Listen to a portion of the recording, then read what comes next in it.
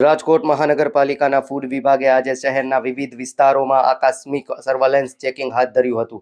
આ તપાસ દરમિયાન કાલાવડ રોડ પર ક્રિસ્ટલ મોલમાં આવેલી જાણીતી બર્ગર કિંગ રેસ્ટોરન્ટમાં તપાસ કરતા અધિકારીઓ પણ ચોંકી ઉઠ્યા હતા. અહીં બેવરેજીસ અને કોફી બનાવવા માટે વપરાતા શ્રેબેયર ડાયનામિક્સ બ્રાન્ડના ટોન્ડ મિલ્કના એવા 72 ટેટ્રા પેક મળી આવ્યા હતા, જે 1 થી 5 મહિના પહેલા એક્સપાયરી થઈ ચૂક્યા હતા. તંત્ર દ્વારા તાત્કાલિક અસરથી આ 72 લીટર અખાદ્ય દૂધના જથ્થાનો નાશ કરવામાં આવ્યો છે અને બર્ગર કિંગને ₹10,000નો વહીવટી દંડ ફટકારીને નોટિસ પાઠવવામાં આવી છે.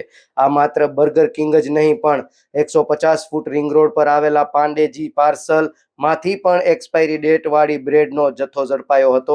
આ ઉપરાંત શહેરના મવડી અને નાના મવા રોડ પર 21 જેટલા ધંધાર્થીઓને ત્યાં તપાસ કરી બટર અને ચીઝ સહિતની વસ્તુઓના 17 નમૂના લઈ લેબોરેટરીમાં પરીક્ષણ માટે મોકલી આપવામાં આવ્યા છે. પ્રતિપાલ સિજાલા, ફૂલછાપ ડિજિટલ, રાજકોટ.